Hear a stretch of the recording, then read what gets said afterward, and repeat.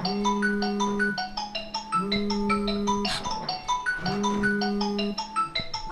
বছর পর আমার বাবা আমাকে ফোন করেছে।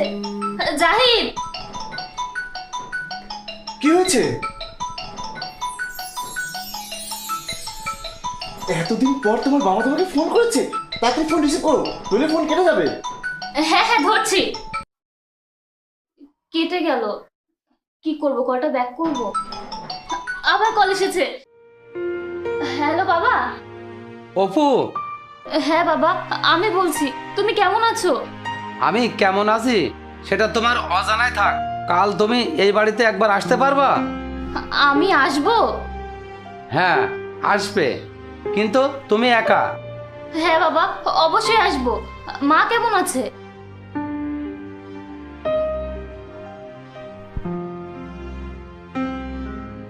বাবা আমাকে কাল ওই বাড়িতে যেতে বলেছে। সত্যি? এতদিন পর শ্বশুর বাড়ি যাবো? মাটির পর নানার বাড়ি যাবে?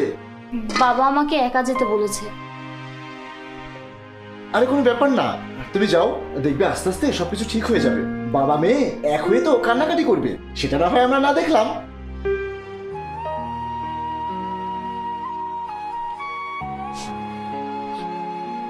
আরে অপু, তুমি কান্না করছো কেন? এত বছর পর তুমি তোমার বাবার বাড়িতে যাচ্ছ, এর থেকে বেশি খুশি আর কি হতে পারে? তোমাদের ছেড়ে একা যেতে আমার খুব কষ্ট হচ্ছে। আরে তুমি তো তোমার আপনজনের কাছে যাচ্ছ, এতে কষ্ট হওয়ার কি আছে? তোমাকে গাড়িতে তুলে দিই, চলো।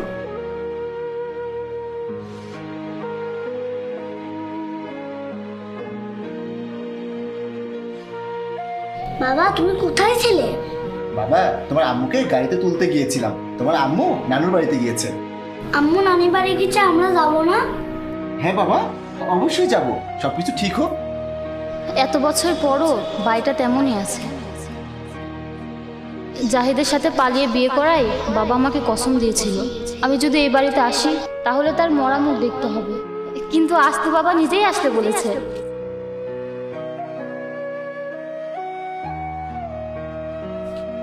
কেমন আছিস বোন? ভাইয়া, আমি ভালো আছি। তুমি ভালো আছো তো? হ্যাঁ, ভালো আছি। বস বোন। ভাইয়া, মা বাবা কোথায়? বাবা তার ঘরেই আছে। ঠিক আছে, আমি যাচ্ছি। পরে যা, এখন বাবা যেতে নিষেধ করেছে। যখন কাজ হবে তখন যাস। কিসের কাজ? এসেছিস যখন সবই জানতে পারবি। ভাইয়া, তাহলে আমি মায়ের কাছে যাই। মা কোথায়? অপু, 2 মাস আগে মা মারা গেছে। কি বলছো ভাইয়া তুমি এসব? মা মারা গেছে আর তোমরা আমাকে কিছু জানাওনি কেন? মায়ের মুখটা শেষবারের মতো একবার দেখতাম। বাবার জন্য জানাতে পারিনি বোন। বাবার এক কথা, অপু যেন না আসে। তাহলে আজ কেন আসতে বলেছে? আজ তোকে আসতে বলেছে কারণ দাদা তো সব মায়ের নামে সম্পত্তি দিয়ে গিয়েছিল, আর মা সবকিছু আমাদের 2 ভাই বোনের নামে লিখে দিয়ে গেছে। বাবা তোকে কিছু দেবে না, সেটাই ঠিক করে নেবে। তাই না?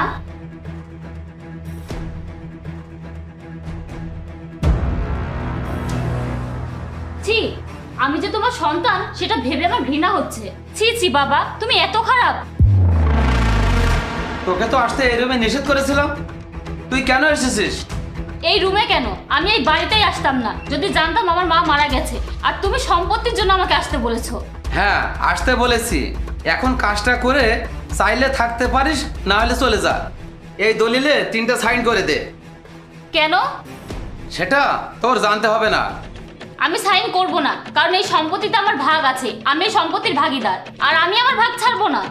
অপু, তুই ভুলে যাচ্ছিস এই সম্পত্তি আমার বাবার। এখন আর তোমার নেই। এই সমস্ত কিছু আমার আর আমার ভাইয়ের নামে। এখন তুমি পথের ভিক্ষু। ভাইয়া, তুমি কি পুরুষ? তুমি কেন অন্যায় প্রতিবাদ করতে পারো না? বাবার সব অন্যায় কেন মুখ বুঝে মেনে নাও? বাবা জুয়া খেলতো, টাকার জন্য মাকে মারধর করতো, আর সেজন্যই দাদা সবকিছু বাবাকে না দিয়ে আমাদের মায়ের নামে লিখে দিয়ে গিয়েছিল, আর মা আমাদের নামে লিখে দিয়ে গিয়েছে। আমি আমার সম্পত্তির ভাগ ছাড়বো না। তুই কিছুই পাবি না। বাবা, এই কথা বলা তুমি কে? তোমার তো কিছুই নেই। এই সব কিছুর মালিক এখন আমরা 2 ভাই বোন। বোন, এই 3 তলা বাড়ির একটা ফ্লোর তোর। তুই ওই ফ্লোরে উঠে পড়, তোকে আর ভাড়া বাসায় থাকতে হবে না। ঠিক আছে ভাইয়া, তুমি আমার বাসায় ওঠার ব্যবস্থা করো। আমি আমার স্বামী আর ছেলেকে নিয়ে এই বাসায় থাকবো। তোকে তো আমি ছাড়বো না, তোকে আমি কুকুর ভাত দেখিয়ে দেবো। তোমরা এখানে? মা আমি নানু বাড়ি যাব। হ্যাঁ বাবা, এখন থেকে আমরা এখানেই থাকবো। জাহিদ, আমার মা আর বেঁচে নেই। অপু, আমি সবই জানি, কিন্তু আমি বলছি কি, এই সম্পত্তি আমাদের লাগবে না। যে সম্পত্তি আপনজনের সম্পর্ক নষ্ট করে। আমরা তো ভালোই আছি, এতদিন যখন এসব লাগেনি, আমাদের এসব লাগবে না। চলো আমরা চলে যাই। ঠিক আছে।